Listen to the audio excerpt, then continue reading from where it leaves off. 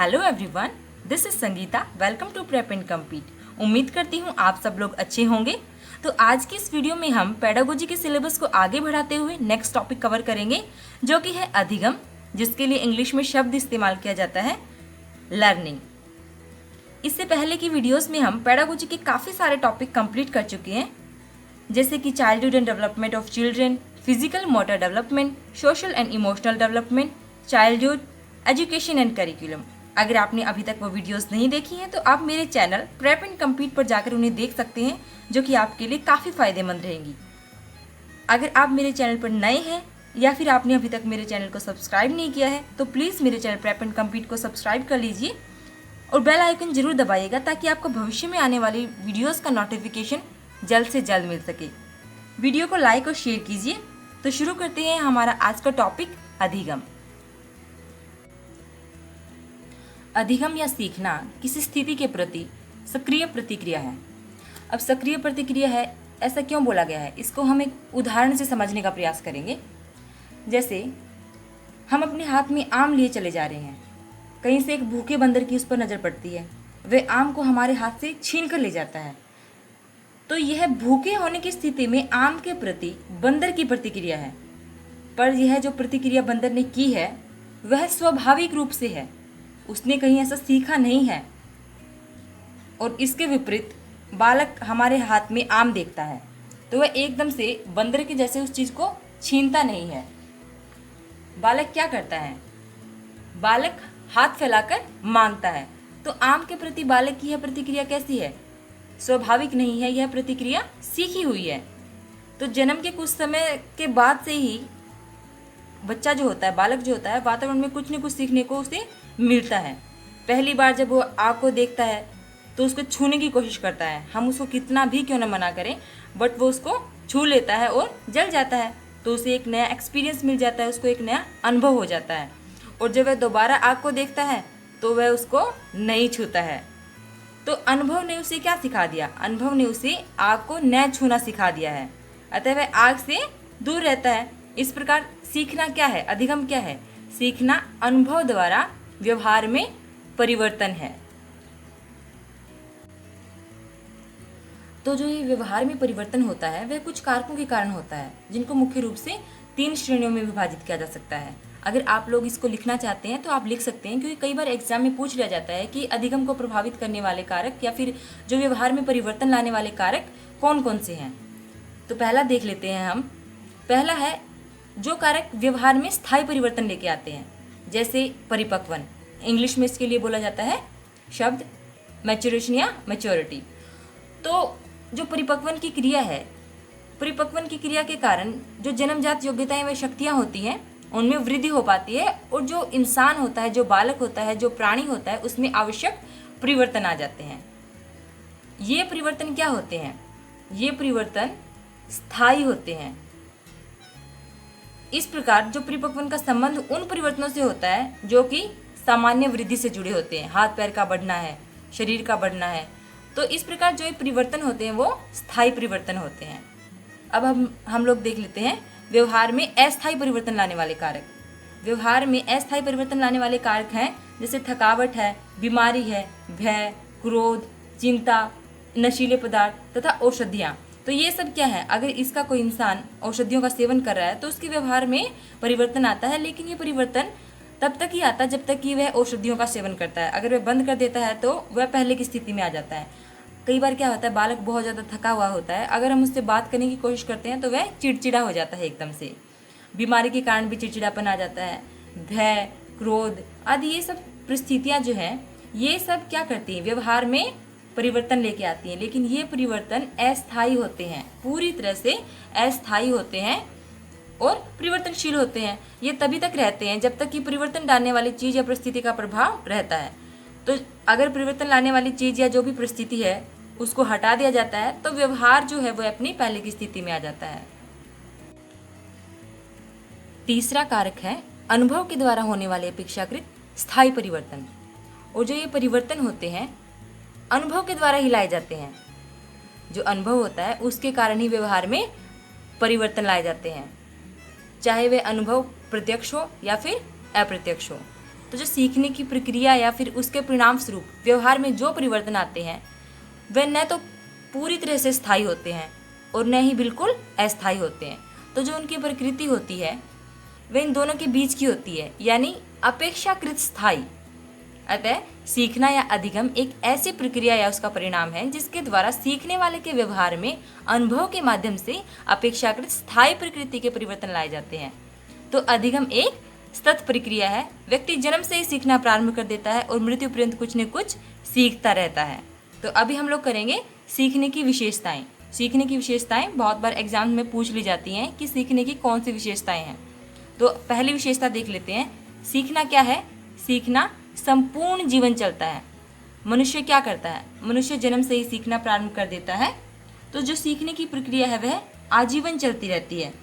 जो इंसान होता है, व्यक्ति होता है, अपने जन्म के समय से लेके और अपने मृत्यु तक कुछ न कुछ सीखता रहता है। सीखना संपूर्ण जीवन चलता है। दूसरा क्या है? दूसरा है सीखना परिवर्तन है। अब परिवर्तन कैसे है? इंसान है अपने अनुभव के आधार पर अपने व्यवहार में परिवर्तन करता है। तो जो भी उसके विचार हैं, इच्छा है, भावना है, उन सब में परिवर्तन करता है। तो सीखना क्या है? परिवर्तन है। सीखना सार्वभौमिक है। सीखना सार्वभौमिक कैसे है? सीखना सार्वभौमिक इसलिए है क्योंकि जो सीखने का गुण होता है केवल मनुष्य में ही नहीं पाया जाता, बल्कि जो संसार के जितने भी जीवधारी, चाहे वे पशु पक्षी हो, चाहे वो कीड़े मकोड़े हों, सब लोग सीखते हैं। तो इस प्रकार सीखना क्या है? यूनिवर्सल है, सार्वभौमिक है। सीखना विकास है। विकास कैसे? क्योंकि मनुष्य जो भी अपने दिन प्रतिदिन की क्रियाएं करता है या फिर अनुभव प्राप्त करता है उनसे कुछ न कुछ सीखता है, तो जिसके कारण उसका शारीरिक और मानसिक विकास संभव हो पाता है। तो इस प्रकार सीखना क्या है? विकास है। सीखना अनुकूलन है। अनुकूलन कैसे? एडजस्टमेंट कैसे है? जब भी हम कुछ सीखते हैं तो हमारे अंदर कुछ न कुछ अनुभव के कारण व्यवहार में परिवर्तन आता है। तो सीखने के परिणाम स्वरूप हम अपने वातावरण में एडजस्टमेंट कर पाते हैं। कुछ भी नया सीखकर कुछ भी सीखता है मनुष्य, तो उससे क्या होता है? उससे वह जो भी नई परिस्थितियाँ आती हैं उनको अपने अनुसार एडजस्ट कर लेता है, नई परिस्थितियों से अपना अनुकूलन कर पाता है। तो जब वह अपने व्यवहार को इनके अनुकूल बना लेता है तभी वह कुछ सीख पाता है। तो सीखना क्या है? अनुकूलन है, एडजस्टमेंट है। सीखना नया कार्य करना होता है। इंसान अनुभव द्वारा अपने व्यवहार में परिवर्तन करता है। इस प्रकार सीखना क्या है? एक नया कार्य करना है जिसके परिणाम स्वरूप उसके व्यवहार में परिवर्तन होता है। सीखना क्या है? अनुभवों का संगठन है।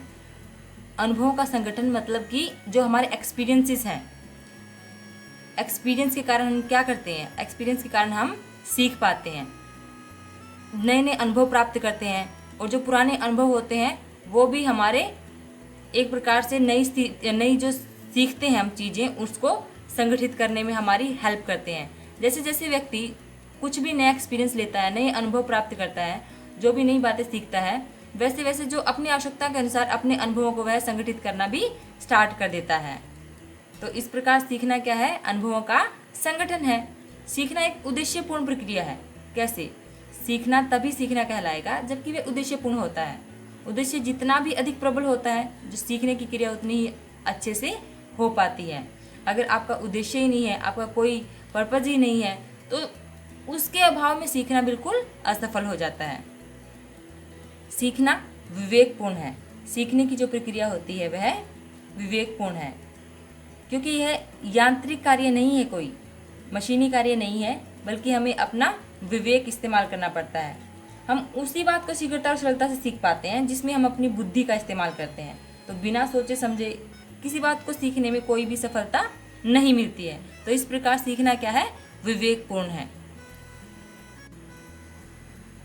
सीखना सक्रिय है, मतलब लर्निंग इज एक्टिव।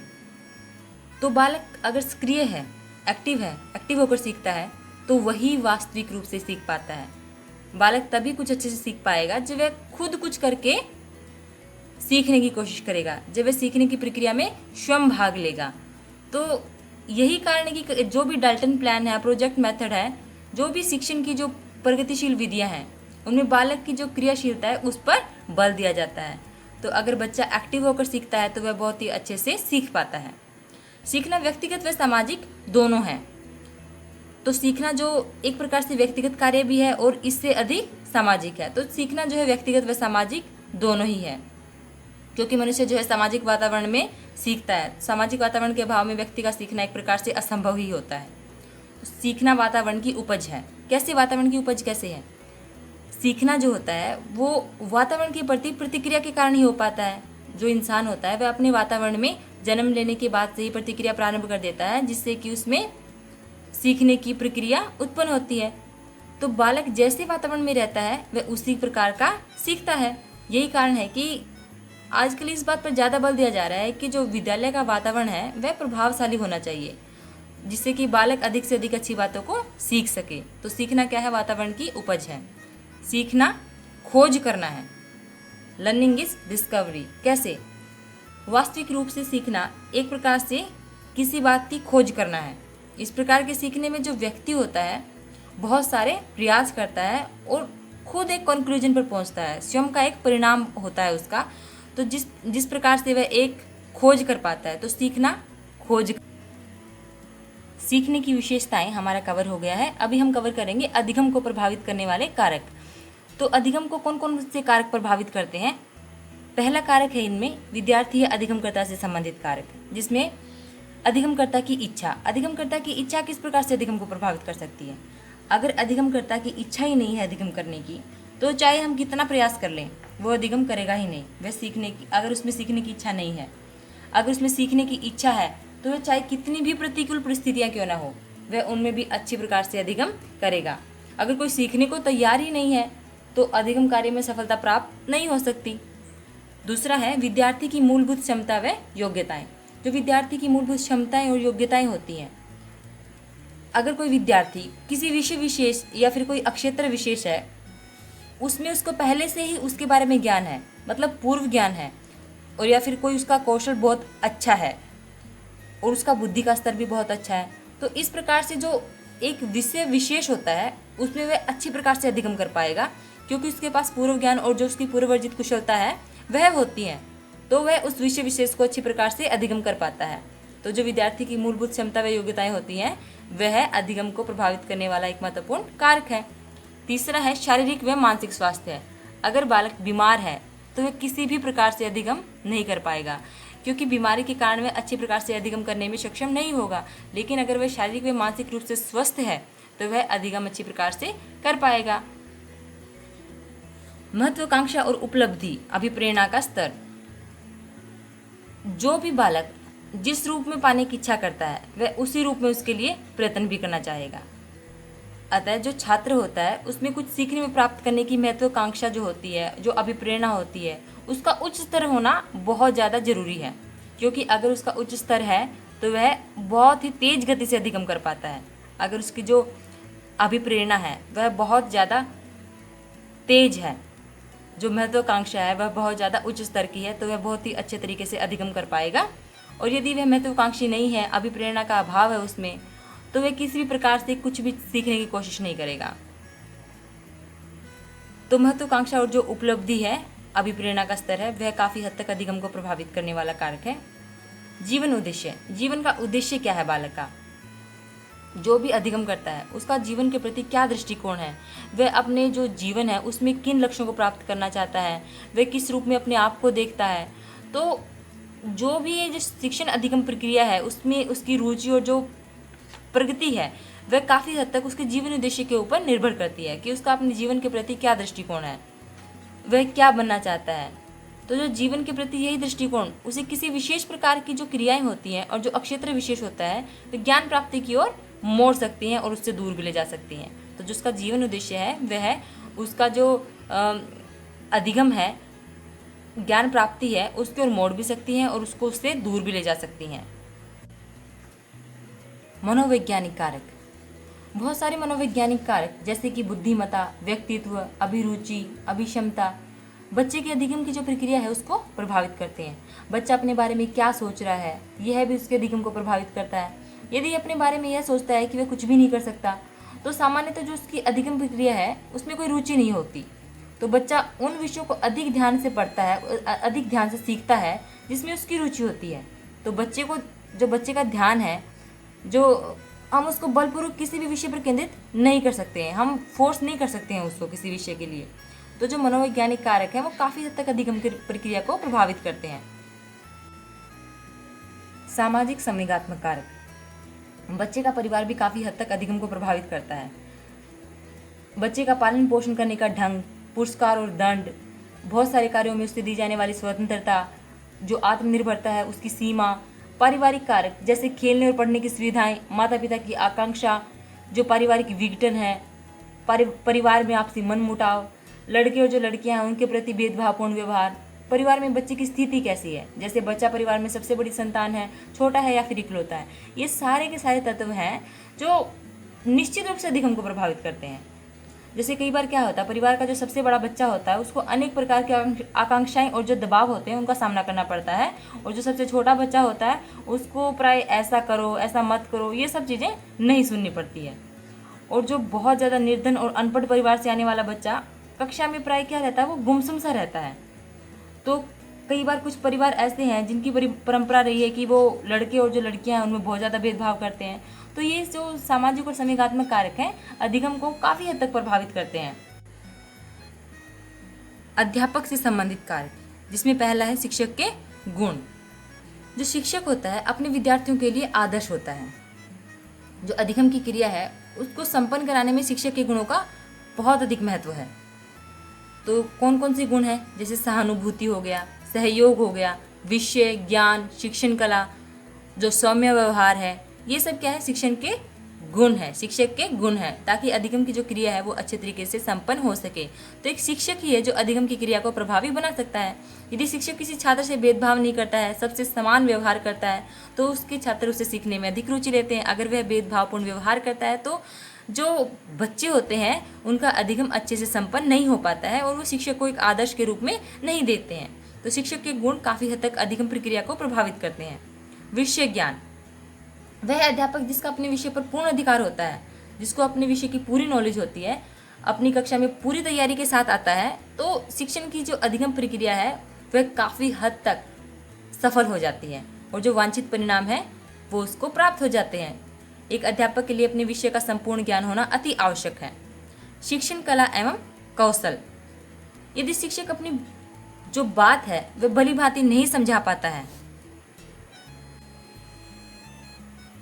या फिर उसके पढ़ाने का तरीका अच्छा नहीं है, मतलब बहुत ही नीरस ढंग से पढ़ाता है, तो जो बच्चे का अधिगम है वह प्रभावित होता है। बच्चे जो होते हैं वो पढ़ाई में रुचि छोड़ देते हैं, बच्चों की पढ़ाई में रुचि नहीं रहती है अगर कोई भी अध्यापक बहुत ही नीरस ढंग से पढ़ा रहा होता है। अतः जो अपने विषय का ज्ञाता और उस पर एक अच्छा अधिकार होने के साथ साथ एक अध्यापक को जो शिक्षण और अधिगम के क्षेत्र में अगर सफलता प्राप्त करनी है तो जो शिक्षण की कला एवं कौशल है उसमें भी उसको पारंगत होना अति आवश्यक है। अध्यापक का मानसिक स्वास्थ्य एवं समायोजन स्तर, अगर अध्यापक भली भांति रूप से समायोजित और मानसिक रूप से स्वस्थ है तो जो उसका अध्यापन है और जो विद्यार्थी हैं उनके लिए अध्यापक एक वरदान सिद्ध होता है। जो विद्यार्थियों का अधिगम स्तर होता है उच्च हो जाता है अगर अध्यापक का मानसिक स्वास्थ्य एवं समायोजन स्तर अच्छा है। अध्यापक द्वारा कक्षा में स्थापित अनुशासन एवं अंतःक्रिया का स्तर, अगर अध्यापक कक्षा शिक्षण एवं कार्य परिस्थितियों में जनतंत्रात्मक है या फिर उसका जो नेतृत्व है वह प्रेरणादायक है और कक्षा में उचित अनुशासन स्थापित कर पाता है, तो इससे क्या रहता है, इससे बालकों में अंतःक्रिया एक समुचित ढंग से हो पाती है, बच्चों में एक समुचित अंतःक्रिया हो पाती है। अध्यापक बच्चों को समुचित अंतःक्रिया करने के लिए अवसर प्रदान कर पाने में सफल हो जाता है। तो इससे क्या रहता है, इससे जो शिक्षण की प्रक्रिया है वह हमेशा श्रेष्ठ होती है। तो इस प्रकार अध्यापक कक्षा में एक अच्छा अनुशासन स्थापित करके अधिगम की प्रक्रिया को प्रभावित कर सकता है। विषय वस्तु से संबंधित कारक, जो विषय वस्तु का जो अध्यापन होता है वह शिक्षण की प्रक्रिया के द्वारा ही होता है। विषय वस्तु को ही केंद्र बिंदु बनाकर जो शिक्षक होता है अपनी पाठ योजना तैयार करता है और जो उसी के माध्यम से जो भी शिक्षक के उद्देश्य हैं उनकी प्राप्ति का रास्ता तय किया जाता है। विद्यार्थी भी विषय वस्तु के माध्यम से ही जो भी उचित अधिगम है उनका अनुभव प्राप्त करता है और जो उद्देश्य हैं, जो भी निश्चित उद्देश्य हैं, उनकी प्राप्ति की ओर आगे बढ़ता है। तो इस प्रकार से जो विषय वस्तु है वह अधिगम की प्रक्रिया में काफ़ी महत्वपूर्ण भूमिका अदा करती है। तो जो विषय वस्तु से संबंधित कारक है इसमें पहला है विषय वस्तु की प्रकृति, जो विषय वस्तु है उसकी प्रकृति कैसी है। जो शिक्षण अधिगम प्रक्रिया होती है, इसमें हम जो भी विषय वस्तु प्रयुक्त करते हैं उसका जो अधिगम है उस पर काफ़ी प्रभाव पड़ता है। जो विषय वस्तु की प्रकृति है वह औपचारिक है या फिर अनौपचारिक है, वह सही ढंग से संगठित की गई है या नहीं की गई है, प्रत्यक्ष है या फिर अप्रत्यक्ष है, स्थूल ज्ञान देने वाली है या फिर सूक्ष्म ज्ञान प्रदान करने वाली है। ये सारी की सारी बातें जो है, जो शिक्षण की अधिगम प्रक्रिया है उसको प्रभावित करती हैं। जो विषय वस्तु की प्रकृति है वह बच्चे को किस प्रकार का ज्ञान प्रदान करेगी, किस प्रकार की है, औपचारिक है, अनौपचारिक है, वह प्रासंगिक है कि नहीं है, संगठित रूप से है कि नहीं है, प्रत्यक्ष या अप्रत्यक्ष है, कैसी है, ये सारी की सारी चीज़ें जो विषय वस्तु की होती हैं वे अधिगम की प्रक्रिया को प्रभावित करती हैं। विषय वस्तु का चयन, जो भी हम बच्चों को पढ़ा रहे हैं, जो भी विषय वस्तु है उसका हमें जो अध्यापक होता है उसको सोच विचार करके चयन करना चाहिए। जैसे जो बालक की आयु, उनका मानसिक स्तर और जितने भी प्रकार की योग्यताएं और क्षमताएं होती हैं और जो भी शिक्षण अधिगम परिस्थितियां हैं उनको ध्यान में रखकर विषय वस्तु का चयन किया जाना चाहिए। विषय वस्तु या अधिगम अनुभवों का आयोजन, जो भी विषय वस्तु है, जो भी अधिगम अनुभव है उनका आयोजन। अभी जो पाठ्य वस्तु होती है अगर हम उसका उचित एवं प्रभावपूर्ण आयोजन नहीं करेंगे तो अधिगम का अच्छा अनुभव नहीं हो पाएगा। तो जो पाठ्य वस्तु का उचित और जो प्रभावपूर्ण आयोजन है वह शिक्षण की जो प्रक्रिया है उसकी जो सफलता है उसको काफ़ी सीमा तक प्रभावित करती है। कैसे? जब तक अगर किसी विषय वस्तु को अच्छे ढंग से चयन नहीं किया जाएगा, अगर जो अधिगम अनुभव है उनको मनोवैज्ञानिक या फिर तार्किक क्रम से ठीक तरह से नहीं आयोजित किया जाएगा तो जो शिक्षण की अधिगम प्रक्रिया है उसको सही दिशा प्रदान नहीं हो पाएगी और जो विषय वस्तु या अधिगम का अनुभव जो है वो अच्छी प्रक्रिया से नहीं हो पाएगा, अच्छे प्रकार से नहीं हो पाएगा।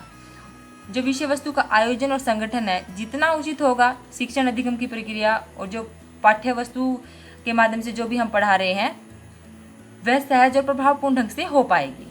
तो इस प्रकार जो विषय वस्तु का आयोजन है वो एक प्रभावपूर्ण ढंग से किया जाना अति आवश्यक है। प्रभावशाली अधिगम के उपाय। शिक्षण अधिगम की प्रक्रिया का मूल उद्देश्य है अधिगम को जो प्रक्रिया है उसको प्रभावशाली बनाना। तो अधिगम को प्रभावशाली व उन्नत बनाने के लिए कुछ उपाय किए गए हैं जो कि हैं, जिसमें पहला है उद्देश्य या सीखने की इच्छा। मतलब यदि बालक में सीखने की इच्छा विकसित कर दी जाए या फिर बालक किसी क्रिया को सीखने का संकल्प कर ले तो अधिगम आसान हो जाता है। अगर कोई उद्देश्य ही नहीं है अधिगम का या फिर उसकी इच्छा नहीं है कार्य करने की तो बालक सीखने में कोई संतोषजनक प्रगति नहीं करेगा। जो सीखने की इच्छा रखने वाला बालक प्रतिकूल परिस्थितियों में भी सीख जाता है। तो उद्देश्य सीखने की इच्छा प्रभावशाली अधिगम का एक उपाय है। सीखना आनंद में होना चाहिए। कुछ भी अधिगम हो रहा है तो जो अधिगम की प्रक्रिया है वह आनंद में होनी चाहिए। इसमें बच्चे को, बालक को खुशी मिलनी चाहिए, कष्टदायक अधिगम नहीं होना चाहिए। अतः शिक्षण में आनंद प्रदान करने वाली बातें अधिगम को उन्नत करती हैं। प्रगति और परिणामों का ज्ञान। अगर बालक को उसकी प्रगति और परिणामों को ज्ञान समय पर बता दिया जाए तो उसमें अधिगम को और उन्नत बनाने में सहायता मिलती है, क्योंकि अधिगम की प्रक्रिया उसमें और भी ज़्यादा सफल हो पाती है। यदि बच्चे को उसकी प्रगति के बारे में बता दिया जाए, यदि किसी बालक को यह बता दिया जाए कि उसने किसी विषय को सीखने अथवा जो भी कार्य कर रहा है उसमें कितनी प्रगति की है, कितनी दक्षता हासिल की है, तो इससे क्या होता है, उसको और ज़्यादा अधिक काम करने की उत्तेजना मिलती है, और ज़्यादा अधिक काम करने की इच्छा उसमें पैदा होती है। कोई तरसता नहीं होनी चाहिए। प्रशंसा। प्रशंसा क्या है? प्रशंसा सीखने में उत्तेजक के रूप में कार्य करती है। उत्तेजक के रूप में कैसे? सीखने के दौरान जो भी प्रगति करता है बच्चा, यदि उसकी प्रशंसा मतलब उसके माता पिता करते हैं या फिर अध्यापक करते हैं या फिर कोई उसका साथी है उसके द्वारा की जाती है, तो जो बालक होता है उसके ऊपर उसका प्रभावशाली असर पड़ता है। कुछ प्रयोगों द्वारा यह भी देखा गया है कि जो उपेक्षित वर्ग के छात्र होते हैं उनकी अपेक्षा जो प्रशंसित वर्ग के छात्र होते हैं वो अधिगम में ज़्यादा उन्नति करते हैं। प्रतिद्वंदिता एवं सहयोग। जो प्रतिद्वंदिता एवं सहयोग के जरिए भी हम लोग अधिगम को सफल बना सकते हैं।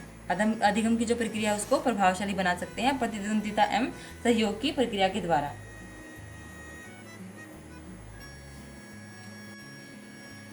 लेकिन सहयोग और जो प्रतिद्वंदिता है, इसमें से किसका चयन प्रेरक के रूप में किया जाए, एक प्रकार से यह विवाद का विषय बना हुआ है। तो अध्यापक जो है उसको परिस्थितियों के अनुसार ही दोनों का प्रयोग करना चाहिए। विस्तृत चित्रीकरण, विस्तृत चित्रीकरण भी अधिगम को उन्नत करता है। कैसे? जैसे कि हम मूवीज़ वगैरह दिखा देते हैं, तो इससे क्या रहता है, कोई भी जैसे ऐतिहासिक घटना है, अगर हम उसको मूवीज़ के थ्रू दिखाते हैं तो बहुत अच्छे तरीके से बालक याद कर पाता है, बजाय इसके कि वह उसको पुस्तक में पढ़े। तो इस प्रकार जो विस्तृत चित्रीकरण है वो अधिगम को उन्नत बनाने में सहायता करता है। सा अंतराल अधिगम, मतलब कोई भी बालक है, कोई भी विद्यार्थी है, उससे यह आशा नहीं करनी चाहिए कि वह एक बहुत लंबे समय तक, लंबी अवधि तक लगातार पढ़ाई करता रहेगा और बहुत अधिक सीख लेगा। तो सीखने के लिए उसको बीच में थोड़ा सा अंतराल देना चाहिए, मतलब अवकाश देना चाहिए। क्योंकि सीखने के लिए जो भी अंतराल है, जो भी अवकाश है, उसकी बहुत आवश्यकता होती है, खास करके उच्च शिक्षा में। इसलिए जब भी पढ़ाई करें, बीच बीच में थोड़ा सा अंतराल होना बहुत ज़रूरी है। क्योंकि हम पहले पाठ पढ़ते हैं, फिर उस पर विचार मनन करते हैं, फिर उसके बाद उसे ज्ञान में सम्मिलित करते हैं। इसलिए वह सामग्री जो पर्याप्त समय में अवकाश ग्रहण करके याद की गई है, अच्छी तरह याद हो जाती है, ना कि लगातार पढ़ने से। इसलिए थोड़ा सा अंतराल, थोड़ा गैप देकर अधिगम करना चाहिए। जो सामग्री सीख ली जाए, समझ ली जाए। कोई भी हम सामग्री पढ़ते हैं, जब भी हम अधिगम करते हैं, तो उसका जो हम सामग्री सीखी जाए वह समझ ली जाए। इसका कहने का मतलब ये है कि उस सामग्री का धारण अच्छा होता है। उस सामग्री जो भी हम पढ़ाई करते हैं वह अच्छे प्रकार से समझ पाते हैं अगर हम उसको पहले समझ लेते हैं, अच्छी प्रकार से सीख पाते हैं अगर हम उसको पहले समझ लेते हैं। तो विद्यार्थी को पाठ्य पुस्तक की जो सामग्री है उसको सामान्य रूप से पहले समझ लेना चाहिए। जो सामग्री सीखी जाए उसको पहले समझ लिया जाना चाहिए। जो दृश्य श्रव्य सामग्री एवं भ्रमण का प्रभाव भी प्रभावशाली अधिगम पर बहुत ही सहायक सिद्ध होता है। जो भी दृश्य श्रव्य सामग्री का उपयोग करके हम बालकों का जो अधिगम होता है उसको प्रभावी बना सकते हैं। भ्रमण करवा कर भी हम उनमें अधिगम बहुत ही उन्नत तरीके से संपन्न करवा सकते हैं। सीखने की विधि, जो छोटे बच्चे होते हैं हम उसको करके सीखने के माध्यम से, खेल के माध्यम से पढ़ाते हैं। तो ये सारी जो विधियाँ होती हैं वो सीखने में सहायक होती हैं। सीखने का एक उचित वातावरण होना चाहिए। जब भी अधिगम किया जाता है उसके लिए उचित वातावरण का होना अत्यंत आवश्यक है। अगर वातावरण उचित नहीं है तो अधिगम प्रभावी ढंग से संपन्न नहीं हो पाएगा। यदि छात्र एक दूसरे के प्रति सहयोग कर रहे हैं, उनमें सहानुभूति की भावना है, तो जो सीखने की प्रक्रिया है वो आगे बढ़ जाती है। तो इसलिए सीखने की प्रक्रिया को उन्नत बनाने के लिए समुचित वातावरण का होना अति आवश्यक है। विषय सामग्री का स्वरूप, विषय सामग्री का स्वरूप कैसा है, ये भी इस बात पर अधिगम की जो प्रभावशाली प्रक्रिया है उसको प्रभावित करता है। अगर विषय सामग्री जो है कठिन है, अर्थहीन है, तो उसका कोई फायदा नहीं है। और जो सरल और जो अर्थपूर्ण सामग्री है वह अधिक शीघ्रता से और सरलता से सीख ली जाती है। तो इसका एक सिद्धांत भी है, जैसे सरल से कठिन की ओर। तो जो सामग्री सरल है उसको सीखना बहुत ही आसान हो जाता है, जो कठिन सामग्री है उसकी अपेक्षा। ध्यान, रुचि और उत्साह पैदा करना, जो सीखने की प्रक्रिया के दौरान बच्चे में अगर अच्छे से ध्यान तभी दे पाएगा अगर उसकी उस विषय में रुचि होगी। तो हम कक्षा में जो बालक का ध्यान है वो सीखने की क्रिया में केंद्रित करके ही हम अधिगम को प्रभावित बना सकते हैं। तो जो रुचि और उत्साह है वो अधिक योगदान करते हैं अधिगम की प्रक्रिया को संपन्न करने में। तो जो अध्यापक है उसको जो बालक की जो आंतरिक रुचि है उसको विकसित करने पर ज़्यादा ध्यान देना चाहिए। समूह का प्रभाव, कई बार क्या होता है, जो समूह होता है, जो साथी समूह होता है, उसका प्रभाव जो रहता है बालक के सीखने पर बहुत अधिक पड़ता है। अलग अलग सीखने की बजाय अगर वह समूह में सीखता है तो वह काफ़ी अच्छा सीख पाता है। समूह में कार्य करते समय बालक जो रहता है वो अपने साथियों में अपनी जो उसकी प्रतिष्ठा होती है उसको ऊंचा बनाए रखने की कोशिश करता है, जिसके कारण क्या रहता है, अधिगम उन्नत बना रहता है। अधिगम के प्रकार, गेने का वर्गीकरण अधिगम के प्रकारों से संबंधित है। और अगर हम बात करते हैं ब्लूम और क्रॉथवोल्ट की, उनका वर्गीकरण जो है वो अधिगम के प्रतिफलों पर आधारित है। गेने ने जो उनकी बुक है द कंडीशंस ऑफ लर्निंग, उसमें सीखने के 8 प्रकार बताए हैं और वे सारे के सारे प्रकार जो है वो श्रृंखलाबद्ध है। मतलब अगर आपको अधिगम का दूसरा प्रकार समझना है, दूसरे प्रकार की जानकारी प्राप्त करनी है, तो इसके लिए अधिगम के पहले प्रकार का ज्ञान बहुत ज़रूरी है। तो इस प्रकार ये क्या है, ये सारे के सारे श्रृंखलाबद्ध क्रम में होते हैं। तो पहला अधिगम देख लेते हैं। पहला अधिगम का प्रकार है संकेत अधिगम। संकेत अधिगम का मतलब क्या हुआ? संकेत अधिगम मतलब सिग्नल लर्निंग। कैसे? जैसे कि फॉर एग्जाम्पल सड़क पर हम लोग लाल बत्ती देखते हैं तो एकदम से रुक जाते हैं। तो हमारे जो हमने अधिगम किया है कि जो लाल बत्ती उसको देखकर हमको रुकना है, तो इसमें हमने क्या किया है, इसमें हमने उद्दीपन के प्रति अनुक्रिया की है। तो इस स्तर पर क्या करता है व्यक्ति, मतलब सामान्य तौर पर क्या करता है, जो संकेत होते हैं, सामान्य संकेत होते हैं, उनके प्रति अनुक्रिया करता है।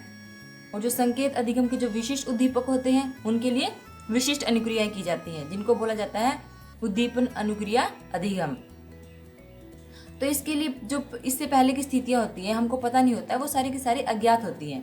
तो अगर हम बच्चे की बात करते हैं तो बच्चा क्या करता है, बच्चा जो भी उद्दीपन और अनुक्रिया है उसको किसी एक व्यवस्था या फिर कोई भी परिस्थिति है उसमें बार बार दोहराते हैं, जिसमें क्या होता है, जिसमें उसमें उद्दीपन तथा अनुक्रिया में संबंध स्थापित हो जाता है और वो संबंध बहुत पक्का हो जाता है। तो इस प्रकार के अधिगम में क्या करना चाहिए शिक्षक को? इस प्रकार के अधिगम में जो भी शिक्षक है उसको सबसे पहले छात्र के सामने उद्दीपन प्रस्तुत करना चाहिए और उसको अनुक्रिया करने के लिए बाध्य करना चाहिए। यदि छात्र गलत अनुक्रिया करता है तो शिक्षक उस अनुक्रिया की अवहेलना कर सकता है, और सही अनुक्रिया करता है तो उसको पुनर्बलन दे सकता है। जाहिर सी बात है, अगर कोई बच्चा तत्काल प्रतिपुष्टि कर रहा है तो तत्काल प्रतिपुष्टि क्या है, पुनर्बलन के लिए एक उत्तम माध्यम है, एक अच्छा सहारा होती है, जिससे कि बच्चा और सीखने को उत्सुक होता है।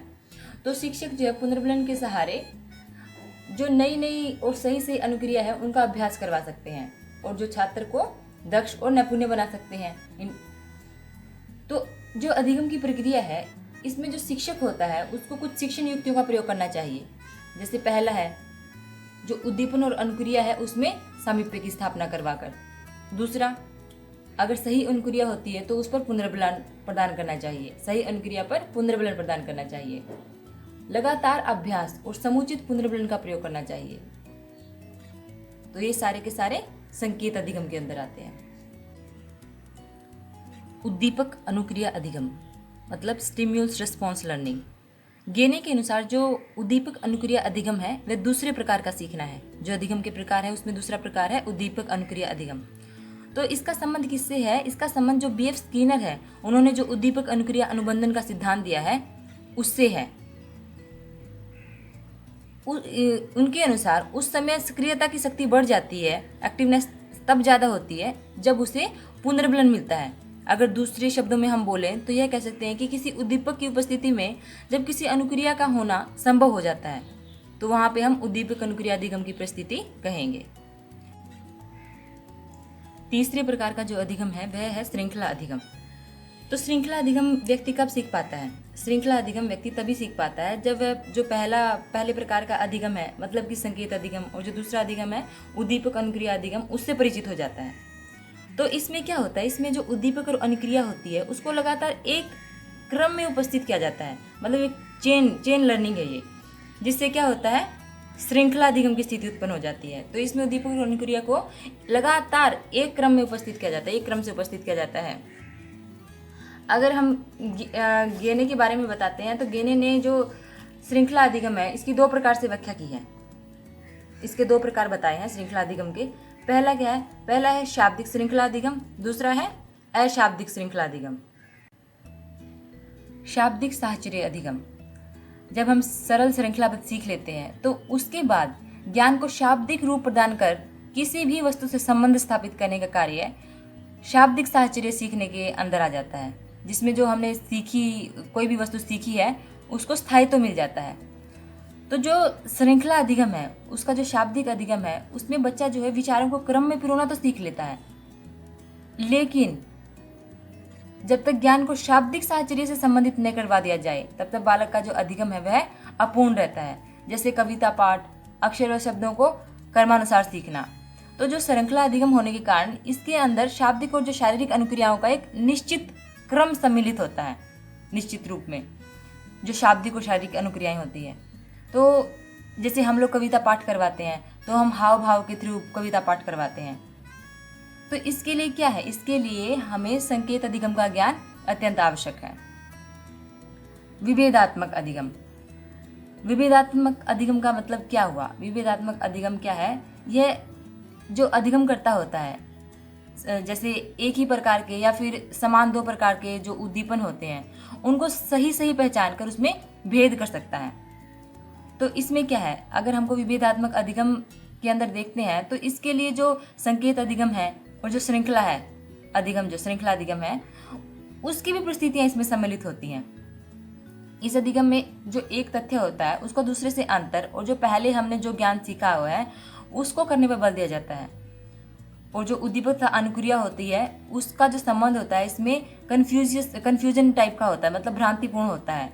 जैसे कि घनत्व व भार में अंतर समझना, जैसे हिंदी का जो वर्ण है बै और वै, उसमें अंतर समझना, भै और मै में, धै और घै में भेद समझ लेना। तो ये सारे क्या है, ये विभेदात्मक अधिगम के अंदर आ जाते हैं। तो इसके लिए सबसे जरूरी है कि जो शिक्षक होता है वह हर एक उद्दीपक और अनुक्रिया को स्पष्ट करे और जिन जिन वस्तु या फिर तथ्यों में भेद करना है उनको एक साथ प्रस्तुत करे। इसमें जो विभिन्न वर्ग के तथ्य घटनाएं हैं उनको अलग करके पहचानने का कार्य किया जाता है। तो यह है विभेदात्मक अधिगम। संप्रत्यय अधिगम मतलब कंसेप्ट लर्निंग। कंसेप्ट लर्निंग क्या है? सबसे पहले जो कैंडलर थे उन्होंने 1964 में संप्रत्यय अधिगम का उल्लेख किया था। गेने ने इनको आगे बढ़ाया है। तो गेने ने जो संप्रत्यय अधिगम है इसको इस प्रकार से बोला है कि जो अधिगम व्यक्ति में किसी वस्तु या घटना को एक वर्ग के रूप में अनुक्रिया करना संभव बनाते हैं उनको हम बोलते हैं कंसेप्ट लर्निंग या फिर संप्रत्यय अधिगम। तो बालक किसी संप्रत्यय का अनुभव तथा अधिगम क्रिया प्रक्रिया से करता है। तो जो इस प्रकार के जो संप्रत्यय विकास होता है, कंसेप्ट का जो डेवलपमेंट होता है, वह 4 स्तरों से गुजरती है। अगर हम दूसरे शब्दों में बोलें तो जो संप्रत्यय अधिगम है उसके विकास के 4 स्तर बोले जा सकते हैं। पहला है मूर्त स्तर, जिसमें कोई भी वस्तु या पदार्थ को देखता है और उन्हें उनके सामने अगर उपस्थित है तो उसे पहचानने में बालक सक्षम हो जाता है। तो ये है संप्रत्यय अधिगम का मूर्त स्तर। परिचयात्मक स्तर। परिचयात्मक स्तर में क्या है, आइडेंटिटी लेवल जो होता है उसमें बोला गया है कि जब अलग अलग प्रकार की जो दशाएं होती हैं, जो जिसमें पदार्थ के अलग अलग गुणों का जो जनरलाइजेशन करना होता है, सामान्यकरण करना होता है, बालक में वह योग्यता आ जाती है। मतलब कि भिन्न भिन्न परिवर्ती दशाओं में पदार्थों को विभिन्न गुणों का सामान्यकरण करने की योग्यता को प्राप्त कर लेता है। तो हम कह सकते हैं कि उसने जो संप्रत्यय अधिगम है उसके परिचयात्मक स्तर को प्राप्त कर लिया है। वर्गीकरण स्तर। वर्गीकरण स्तर का मतलब क्या हुआ, मतलब किसी भी चीज़ का क्लासिफिकेशन करना। जब बालक कम से कम एक ही वर्ग में जो भी उदाहरण या दृष्टांत है उनको एक ही तरह की समझने की क्षमता विकसित कर लेता है, मतलब कि कौन से वर्ग में कौन से उदाहरण आ रहे हैं, अगर उसमें यह क्षमता विकसित हो जाती है तो उसने उसका जो क्लासिफिकेशन लेवल है वो स्तर की उपलब्धि मान ली जाती है कि उसका जो संप्रत्यय अधिगम है उसने संप्रत्यय अधिगम के स्तर की उपलब्धि कर ली है।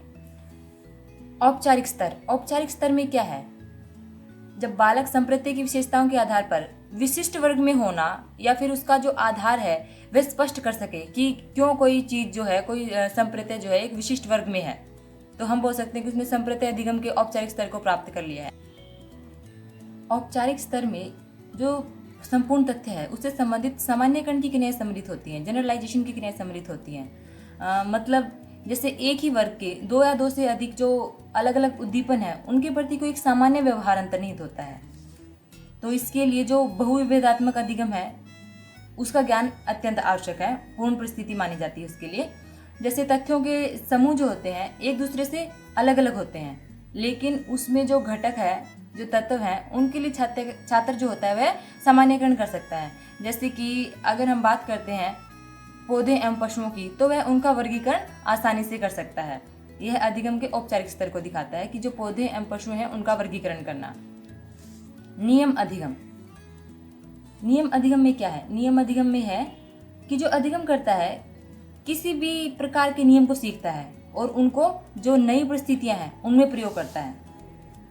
तो जो नियम या सिद्धांत अधिगम होता है उसमें 2 या 2 से अधिक जो प्रत्यय होते हैं, जो कंसेप्ट होते हैं, उनकी एक चेन सम्मिलित होती है, प्रत्ययों की श्रृंखला सम्मिलित होती है, जैसे कि एक प्रकार का कोई भी संप्रत्य है, उसमें अनेक तथ्य और जो विशेषताएं होती हैं उनकी श्रृंखला होती है। उसी प्रकार से अगर कोई नियम है, प्रिंसिपल लर्निंग है, उसमें भी बहुत सारे कंसेप्ट्स की एक श्रृंखला होती है, बहुत सारे संप्रत्यों की एक श्रृंखला होती है।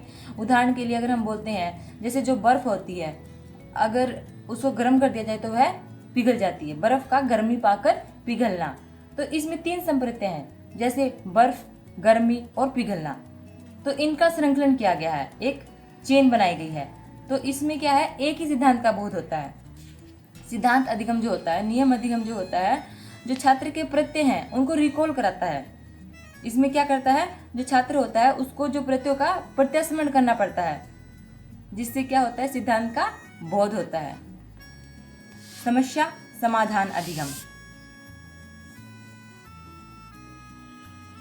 समस्या समाधान अधिगम में क्या है, जो अधिगम करता होता है, इस प्रकार के जो अधिगम है, इसमें उसने जो भी सीखा है, कोई भी जो 2 या 2 से अधिक नियम है जो उसने सीखे हैं नियम अधिगम में, तो उनका समन्वय करना सीख लेता है और कोई भी नई समस्या आती है उसका समाधान करने के योग्य बन जाता है। उसमें जो समस्या का समाधान करने की योग्यता पैदा हो जाती है।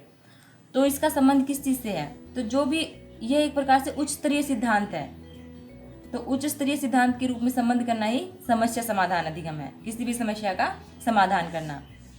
तो इसमें 3 प्रमुख कार्यरत होते हैं, जो वेरिएबल्स होते हैं। पहला अधिगम करता है, दूसरा जो उद्दीपन की परिस्थितियां वह है, और तीसरा क्या है, अनुक्रिया है। तो इसमें क्या रहता है, इसको बेसिकली बोला गया कि ये जटिल है और व्यक्तिगत अधिगम की संज्ञा दी गई है। मतलब कैसे, जैसे कि हम सोचते हैं, जैसे रेखागणित है, कोई रेखागणित में क्या है, प्रमेय को सिद्ध करना है, या फिर जीवन की जो भी समस्याएं हैं उनका समाधान जो है व्यक्ति अपने जो उसने पहले सीखा है, पूर्व अनुभव है, उनकी सहायता से कर लेता है। तो पूर्व अनुभव क्या करते हैं, व्यक्ति का अधिगम होता है। अधिगम समस्या समाधान में सहायक होता है। समस्या समाधान एक जटिल अधिगम है। इसके लिए हमको संप्रत्य अधिगम और जो सिद्धांत अधिगम है, इसमें दोनों ही शामिल हो जाते हैं, उनकी दोनों की जानकारी अति आवश्यक है। तो इस प्रकार समस्या समाधान एक जटिल अधिगम है। तो इसके साथ ही हमारे जो अधिगम के प्रकार थे वो कंप्लीट हो गए हैं।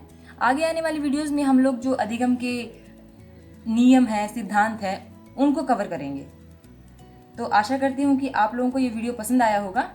अगर आपकी कोई सुझाव है या फिर आपके कोई कुछ क्वेश्चन पूछना चाहते हैं, तो आप कमेंट बॉक्स में जाके अपने क्वेश्चंस पूछ सकते हैं और सुझाव दे सकते हैं। अगर आपने अभी तक मेरे चैनल को सब्सक्राइब नहीं किया है तो प्लीज़ प्रेप एंड कंप्लीट को सब्सक्राइब कर लीजिए और बेल आइकन प्रेस कर दीजिए, ताकि आगे आने वाली वीडियोस का नोटिफिकेशन जो है वो जल्द से जल्द आप तक पहुंच सके। वीडियो को लाइक और शेयर जरूर कीजिएगा। Thank you so much. Keep learning. Have a nice day.